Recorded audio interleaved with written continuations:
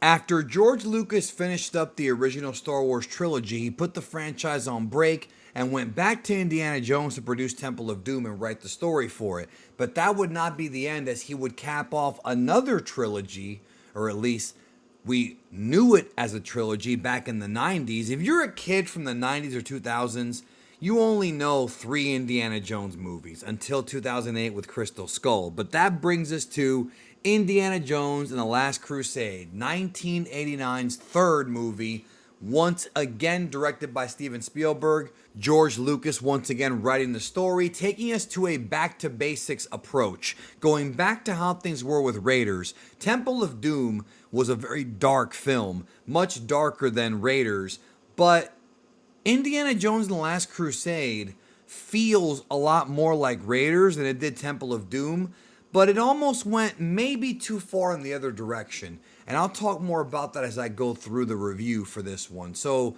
1981 is when this franchise began. Then there's 84 and then finally 89. So, Indiana Jones is really something that belongs in the 80s. And whenever you take it out of the 80s, it becomes challenging. I'll talk more about that when we get to Crystal Skull in the next review that I do here in this series. But after Temple of Doom, I think Spielberg decided to go ahead and make it a bit more lighthearted and bring back some of the characters from Raiders of the Lost Ark. For example, not only is Harrison Ford obviously back playing Indiana Jones, but we've also got from the first movie Marcus Brody, played by Denholm Elliott, who's, the bumbling assistant, to Indiana Jones, and he's super charismatic. I mean, I love this actor. He's great in Raiders. He's great here. He was great in Trading Places. He's always a good character actor. And then we've also got John Rhys Davies as Salah, who's also back from the first film. But Karen Adams is not back, not till the next one. Instead, his love interest is filled in by Elsa Schneider, played by Alison Doody, who has a lot of charisma. I would not put her anywhere near, Karen Adams' charisma, but she's really good in this movie. She's really, really good in it.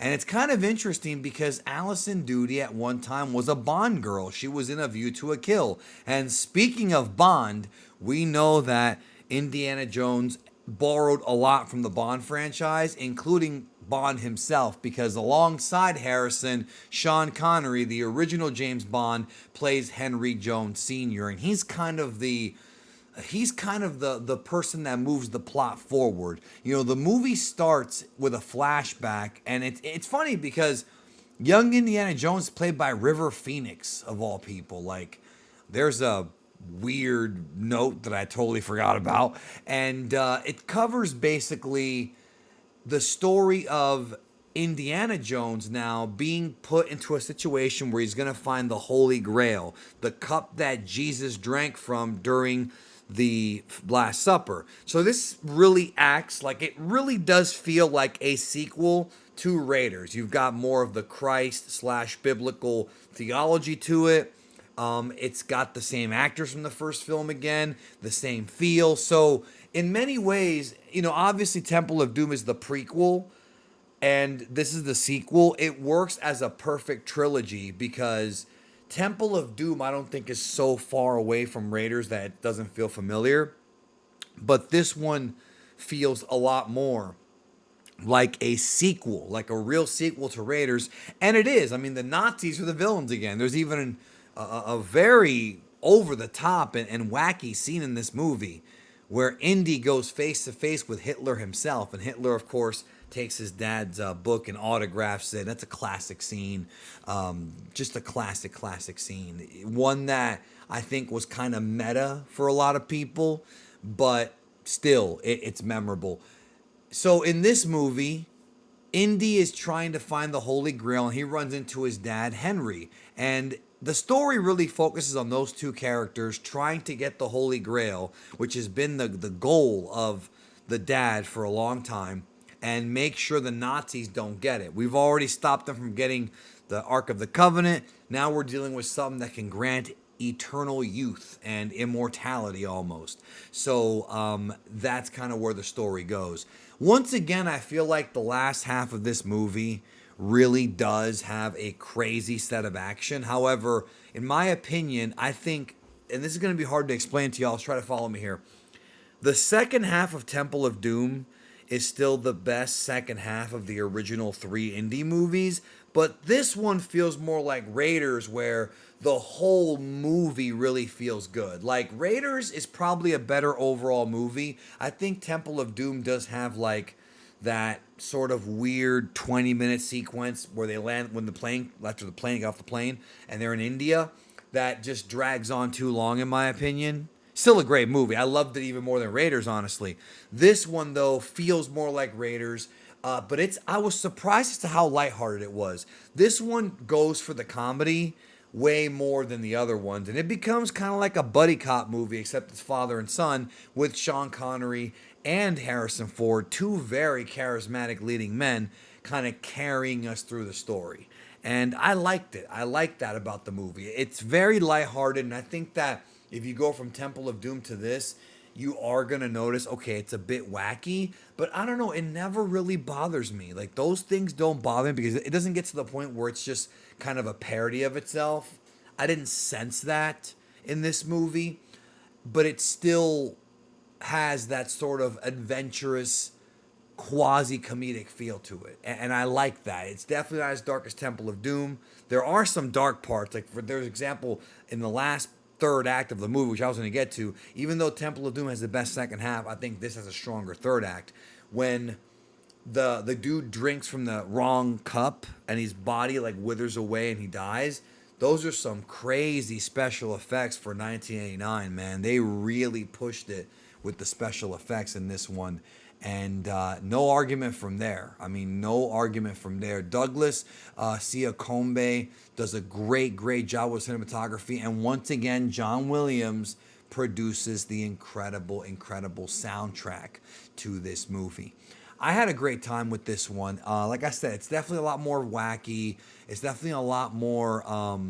It does kind of, in a way, go even further when it comes to bending reality. I mean, in the sense of, at this point, realism should be out the window. Honestly, it is a fantasy story. Let's not even go there. But like when Indy meets like the ancient knight who's like 700 years old, like that's like stuff that you just wouldn't see in the real world. But the movie still has like real world physics and things like that. But it's not, it still has that supernatural element to it. And I think indie movies are all going to have that. Now, I do want to talk about the action sequence in the second half with the tank. I had forgotten because remember when I did my review for Fast and Furious 6, which is in my channel right now when I was recapping those movies before Fast 10, I talked about how awesome it was that with that tank sequence. I love that sequence. I had forgotten that this movie has its own tank sequence, and this one's really good. Really, this one has the most impressive action sequence of all of them, in my opinion. I think the mine cart in the water in Temple of Doom was great. You know, obviously the plane stuff in Raiders and the opening scene. They're all good movies. Indiana Jones as a trilogy, before Crystal Skull and before Dial of Destiny, could be considered one of the greatest trilogies of all time. I mean, what did the 80s give us? The 80s gave us Back to the Future, Indiana Jones, and finished off the Star Wars trilogy. Three of the greatest trilogies of all time. End of story. And it wasn't until they went back and made more Star Wars movies and made more Indiana Jones movies that it sort of took away from that pristineness, that purity that was the original three indie movies. To me, even though, again, I know there's 4 and soon to be 5, no, man, there's only 3 Indiana Jones movies from my childhood. I watched all 3 of these when I was really little. This is my first time seeing this one since I was a kid, and I really had a good time. I think it comes down to, like, when somebody says my favorite's Temple of Doom, my favorite's Last Crusade, my favorite's Raiders, it really depends on what you like. This movie leans more towards the comedy, leans more towards the buddy cop stuff and the charisma with Indy and Henry.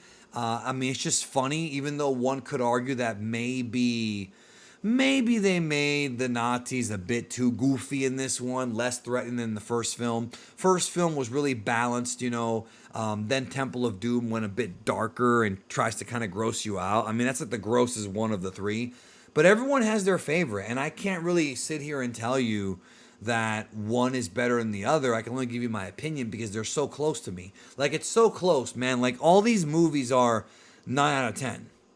You know what I mean? They're all 9 out of 10 to me. So, like, maybe even 9.5. You understand what I'm saying? Like, so if somebody says this one's your favorite, that one's your favorite, I can't argue because they're all so great. And I've never really heard anybody say that they hate one of these three Indiana Jones movies. I did hear somebody say that they like Temple of Doom as much as Crystal Skull, and I was like, wait a minute.